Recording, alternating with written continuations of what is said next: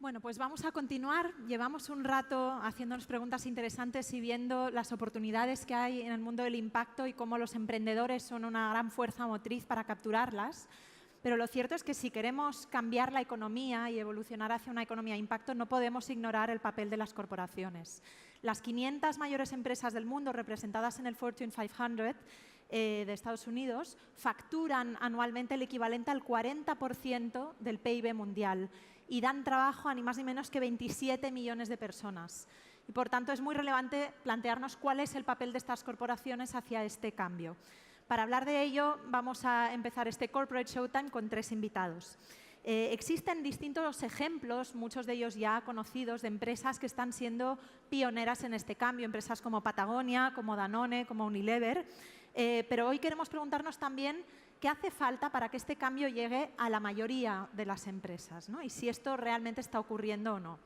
Para ello vamos a conectar, para empezar, con John Elkington, al que ya acogimos el año pasado en el Impact Forum, fue el keynote speaker. Y el año pasado John nos estuvo hablando de varios de estos ejemplos. Para los que no lo conozcáis, John es un escritor, activista, empresario, profesor y gurú de los negocios. Es la persona que acuñó el término de triple bottom line, ¿no? El triple impacto económico, ecológico y social. Y es un Sherpa en la comunidad empresarial para explorar estos territorios inexplorados y desconocidos del impacto. No sé si tenemos la conexión con John desde Londres. Ah, there you are. Hello, John. Buenos días a todos. Hola, Clara. Fantastic to have you here back with us, John. We have grown from last year. We have quite a few more people, so we're very happy to share this with you. Thank you so much. So, John, last year at last year's Impact Forum, you were talking about how change is already happening among corporations, and you mentioned some very interesting examples. But we want to ask ourselves, are corporations really embracing this change at a wide level, or are we still left with some anecdotes? To what extent can we be optimistic about the future that this will really become something mainstream? Well, our industry is pretty good at anecdotes. At any one time, we have our favorite companies, and a long time ago, that would have been people like 3M or Patagonia or Body Shop or Ben & Jerry's, and now it's people like Unilever and Danone. And sometimes I don't think we track the real behind-the-scenes evolutionary processes as close as we might. But to your question, I think it has moved beyond just anecdotes.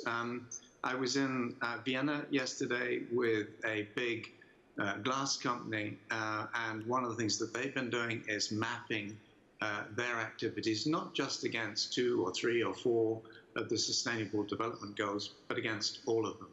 And one of the things I take a degree of comfort from is that you're starting to see some of the very big industry federations in the world beginning to sort of move from a defensive, no, this isn't really something for our business members, to, oh God, we're going to have to do something, and we're going to have to do something about this quickly. And just one example in that space, I mentioned Unilever.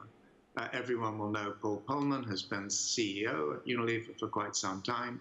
You'll also know that he's been chair of organizations like the World Business Council for Sustainable Development, the B Team, very active in the Global Compact, and so on. All of those are business-to-business platforms that are focusing on sustainable development. But he's now taking over as the chair of the International Chamber of Commerce. And that's 45 million companies around the world. Now, I don't think one person can solve the industry federation challenge that we collectively face. But for me, that's an interesting indication of where this agenda is beginning to head. Fantastic. That's great news. There is, though, some skepticism that the change is real, because maybe corporations might be tempted to just adopt the easier changes, the ones that are more easy to communicate, and not undergo the pain of changing corporate culture and corporate mindsets, which are something much more difficult to change. Where do you see the hope there? What can people in the room who want to change corporate cultures maybe do? Where do we start? Let me say one thing before I address that other question, Clara, and that is that I'm deeply skeptical myself. And in fact, one of the things that we did this year in June was to publish in the Harvard Business Review the first ever product recall of a management concept.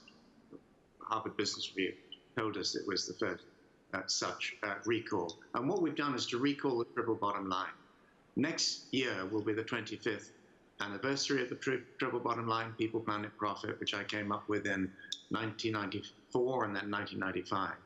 And the reason we've recalled it is because our sense increased is that many companies are using concepts like that, or shared value, or whatever, in order to, as you say, communicate commitment and to some degree, some limited degree, performance to the wider world. And we've pulled this idea back, and we're going to spend the next year through to October of next year, when we have a big conference with the Viva investors. And I think it's significant that the event is with a very major financial industry player. Then the question that you raised, what can companies do? What can individual change agents within companies do? I think one of the things that they need to do, we all need to do, is get out more. Go and see some of the people who are driving change in new ways. And one of the areas that we're particularly interested in is what are called learning journeys, where people from organizations, business organizations, companies among them, go and visit some of the areas in the world the challenges are greatest and where some of the solutions are beginning to evolve. And it's been extraordinary to see when people do that the realities that are building all around us become much clearer, including to some very senior people in business. So that's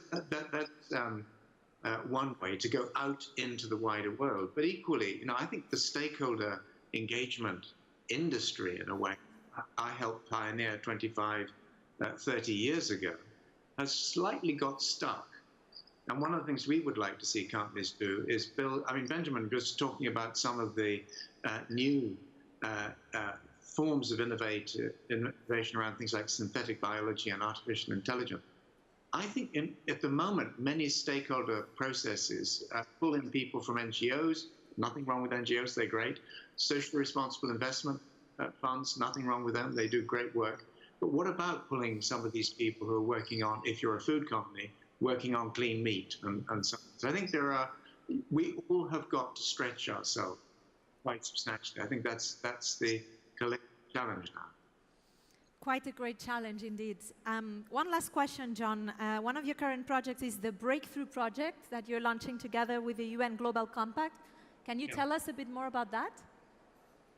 Well, we launched that 2 years ago, Clara, and the basic idea was to do exactly what I was just saying, which is to bring some of the disruptive, exponential innovators into the world of mainstream business. So the Global Compact has, as you know, 1,000 companies, and we've been working to bring the sort of people that would be spotlighted by Singularity University or the X Prize Foundation or Google X or whatever into the UN system. I have to say that's proved rather harder than we might imagine or might have imagined, and I think there are probably two key reasons for that. First is timing.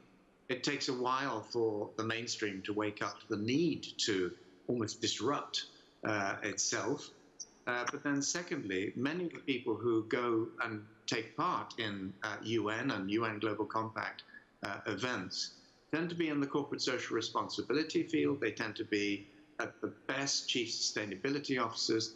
They're not typically the people who run research and development or innovation or whatever. And that is increasingly where I think we have to push and drive our efforts. So I'm not disillusioned. Change is always tough. Change is often slow. So we're going to continue pushing forward with the Breakthrough Project. Fantastic, John. So with this message of trying to break the silos of corporate social responsibility and integrating it into all the departments of companies, we are left with that challenge. Thank you so much for joining us again this year. We hope to see you back in Barcelona soon. I look forward to that, Clara. Thank you all. Good luck with the conference. Thank you.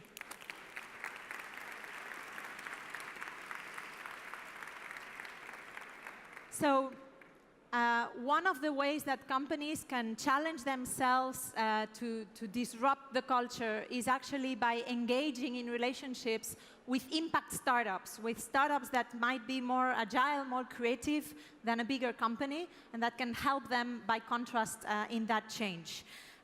This year, back in July, we at Ship2B had the chance to run an event together with IESE about impact corporate venturing. And we had the pleasure to see that many Spanish corporations are very interested in engaging with startups for impact reasons.